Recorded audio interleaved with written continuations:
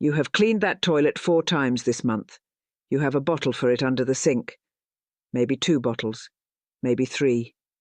You have knelt down on that hard floor with a brush in your hand and scrubbed until your shoulder ached, and the brown ring at the waterline is still there. It is there right now while you're listening to me. You can picture it without even getting up. And maybe you have done what so many have done, and quietly stopped letting company use that bathroom. The little one off the hallway. Because you are ashamed of a stain you cannot scrub out no matter how hard you work at it. I want to say something to you straight off, and it may set your jaw a little. That stain is not your fault. You did not clean it wrong. You did not let it go too long. You were handed a brush and a bottle to fight a thing that no brush and no bottle can ever win against. And the people who sold you that brush and that bottle knew it. Or the people who taught them did. My name is Emily. I am Amish. I keep house on the farm here in Lancaster County that my husband's grandfather built with his own hands. And I have never in all my life bought a bottle of toilet cleaner. Not one. Not ever. And the bowls in this house are white. White the way they were the day they were set in place, with no ring, no rust, no brown creeping up the sides. I clean them twice a year. Twice. Not twice a week the way I am told most English women feel they must. Twice a year, and it cost me about $2 to do it. I want to tell you how. I want to tell you what my mother kept on the shelf by the wash basin and what her mother kept before her, and what the women in my community still keep in the pantry to this very day. And I am going to tell you the part that ought to make you a little angry, which is that none of this is hidden. None of it. It is sitting on the shelf in your hardware store this very minute under a different name for $2. The only thing anyone ever did was stop telling you to look for it. So sit with me a while. Let the bottle stay under the sink. Get yourself a little copy, a diary and a pen, or just a scrap of paper, and write this down, because we're going to go through it step by step. I am going to show you something better. The first thing you have to understand before anything else will make sense is that the stain in your bowl is lying to you about what it even is. You look at that brown ring, and your mind says one word: dirty, filth. Something that did not get cleaned. Something you let happen, and that word brings shame with it, and shame is what sends you back to the store for a stronger bottle. That is the whole machine right there.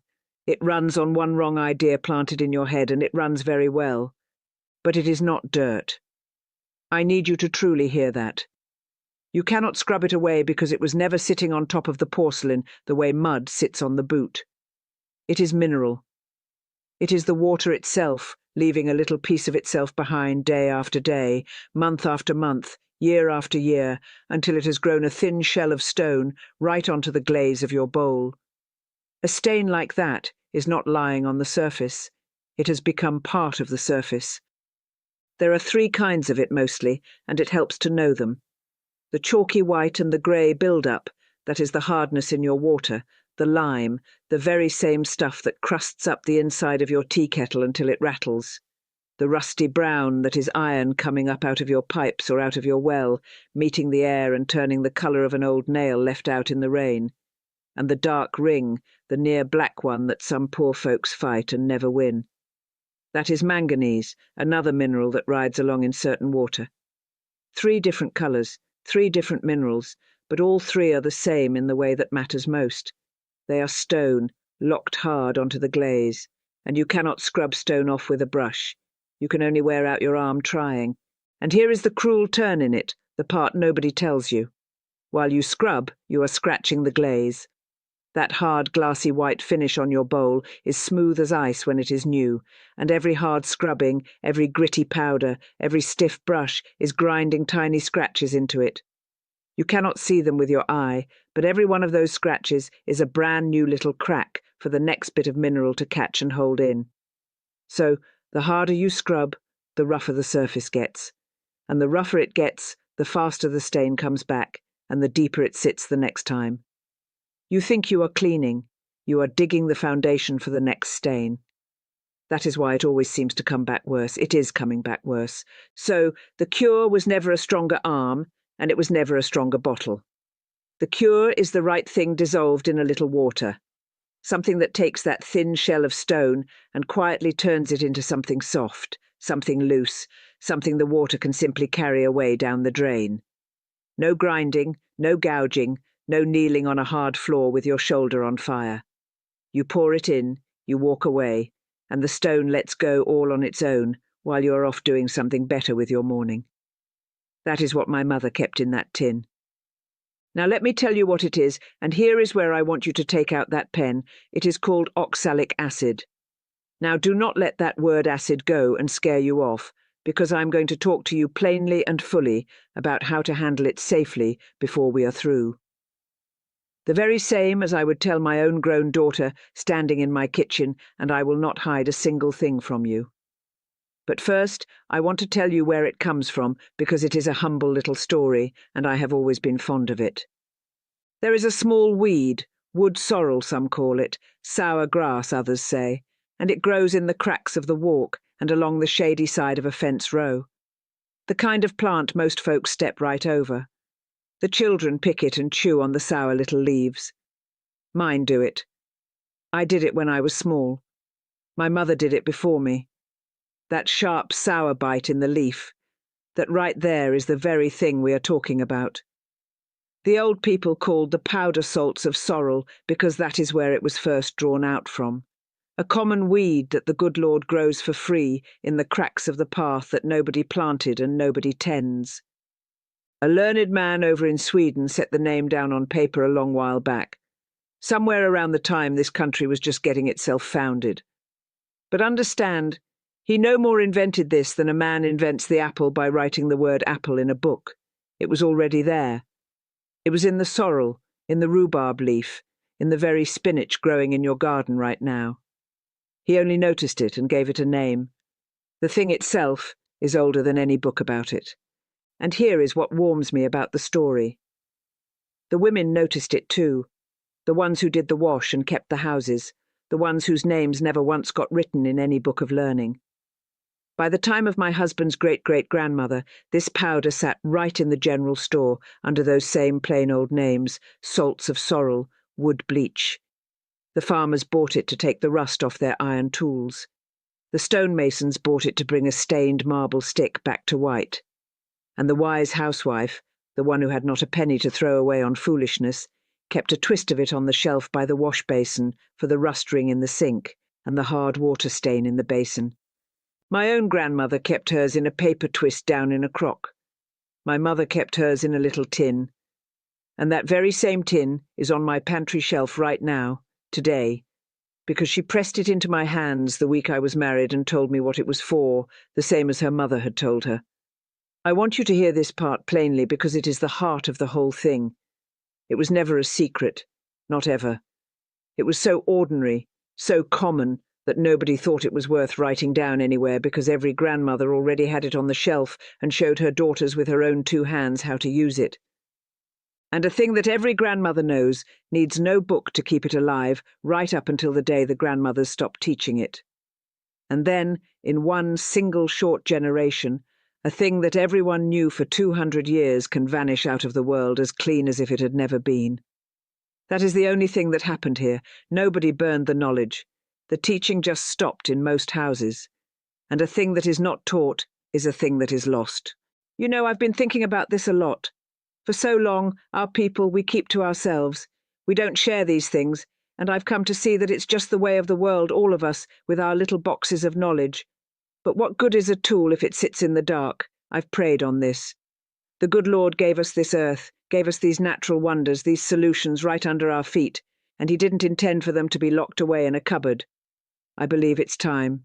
Time to break those old restrictions, time for the hands to say what the tongue is thinking. So, I'm telling you this. It's not about a secret, it's about a gift that was given freely and has been forgotten. Let me tell you simply how it does the work, because it is a tidy bit of business, and I have always admired a tidy thing. Write this down. That shell of mineral on your porcelain, the lime, the rust, the dark manganese, it is locked up hard, holding tight to the glaze. The oxalic acid takes hold of it and turns it into a different substance entirely, a loose one, a soft one that no longer clings to anything, that just dissolves into the water so the next flush carries it away. That is the whole trick of it. It does not pry the stone off the way a chisel would. It turns the stone into something that is no longer stone at all. The rust does not get scrubbed off. It stops being rust. And what is left behind will not hold on to the glaze, so the plain water simply takes it down and away. And here is the part the bottle people would just as soon you never came to learn. The glaze itself, that hard glassy white, the oxalic acid leaves it be. It goes after the mineral, and it lets the porcelain alone. So you finish with a surface as whole and as smooth as the day it was made in the kiln, where the harsh scrubbing powders scratch and pit and leave the glaze rough and hungry for the next stain. This leaves it slick, slick as new. Nothing for the next bit of mineral to grab onto. And you mark what that means. The more you tend to bowl this gentle way, the less it stains the next time around. You are not fighting the same losing battle over and over, giving up ground each pass. You are leaving the bowl better than you found it, every single time. Now, I have heard the way some folks talk these things up, and my mother did not raise me to oversell.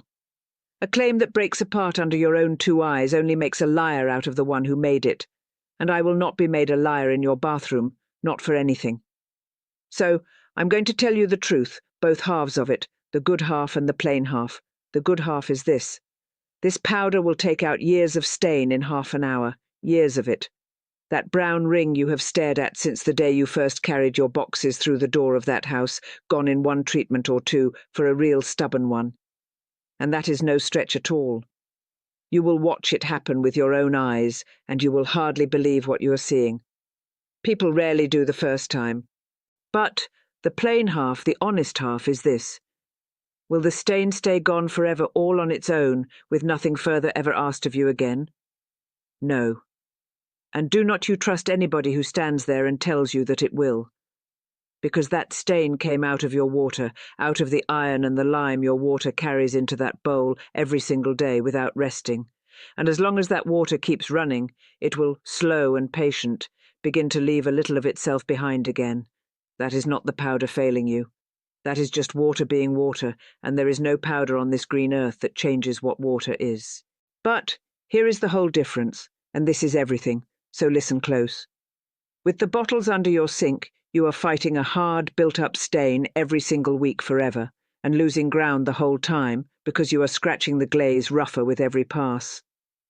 With this powder, you clear it down to bare, clean porcelain one time, and then a small, easy treatment just twice a year when I do my spring cleaning, and again in the fall. Keeps it from ever building up into a stain at all. Twice a year, half an hour each time, $2 worth of powder to carry you through the whole year, and then some. That is not forever and free, and never think of it again because nothing in this life is. But it is about as near to it as an honest woman can rightly promise you. And it is a whole different world, from a cabinet full of bottles you buy and buy and buy, until the day you die. Now I will tell you something I watched happen with my own eyes, so you do not take this for just an old woman being fond of the old ways. There was a young English wife down the road a piece who had bought her first house, a tired old place near 80 years old, hard water and iron well sunk deep. The toilet in her hallway had a brown ring so deep set into it that she had simply given up. She kept the lid down and the door shut when folks came by. She told me, when she finally got around to telling me, that she had spent more than she wanted to say out loud on bottles and tablets and a special brush over 2 whole years, and not one bit of it had moved that ring so much as a shade. So I mixed her a cup of the powder in some warm water standing right there at her own kitchen counter. We let the water down in the bowl and poured it in. And then I made her do the part that is hardest of all for an English person. We sat down at her table and drank a cup of coffee, and we did nothing. Nothing at all for 1/2 of 1 hour. She kept popping up to go and look, and I kept telling her to sit back down and let it be. When we finally flushed it through, that ring was gone. 80 years of that house, 2 years of her fighting it on her knees, and it was gone, and not one bristle of a brush had touched it. She stood there and got a little teary, truth be told, and then she got cross, which I understood completely. because the very next thing out of her mouth was, "Why did nobody ever tell me this?" And that right there is exactly the right question to be asking. So, let me tell you who profits when nobody tells you. You may be sitting there wondering, if this is so cheap and works so well and is so very old, then why on earth is it not on the shelf in the bright bottle with the rest? Why did my own mother never teach it to me? I will tell you, and I will tell you fair, because I do not hold with crying conspiracy at every turn. No man in a back room ever banned this powder. It is sold right out in the open this very day. What happened to it is worse than a conspiracy in its own quiet way. Worse because it needed no one at all to plan it. Think it through with me, plain. A powder that clears your stain for years that you buy one time and then forget you own. There is no fortune to be made in that, none at all. But a bottle that works for 3 weeks and then asks to be bought all over again and again and again after that. One bottle for the bowl, a different one for the tub, a tablet that drops in the tank, a foam for the rust in the sink. Now, that is a river of money, and a river that never once runs dry, and not because it cleans any better, because it cleans briefly. The whole trade is built not around solving your trouble, but around your trouble coming back faithful on a schedule you can set your calendar by. Nobody had to sit down at a table and decide to bury the old powder. The bright bottles simply had money behind them, and the plain powder had none. Money to buy the shelf at eye level, where your hand falls first. Money to buy the advertisement that plays while you eat your supper. Money to buy a little room in your mind, so that when you think of the word stain, the next thing you think of is which bottle. And the plain powder had nobody at all to speak up for it, because no soul ever got rich selling a thing that lasts. So the bottles got louder and louder, and the grandmothers got quieter and quieter, and inside of a generation or two, the knowledge just slipped right out of the houses where it had lived for 200 years. It was not stolen away in the night. It was simply crowded out, slow and steady, by all the people who stand to profit the day it is finally gone. I will name you the one honest exception, because a debt of credit ought to be paid where it is owed. There is a cleaner sold in a can, the kind for scouring pots and pans, that prints oxalic acid right there on its own label as the working ingredient. So the thing never fully vanished off the earth. But even there, they sell it to you as a special product just for your cookware, and never once do they think to mention that it is the very same cure sitting right there for your toilet bowl, your bathtub, your sink, your grout lines.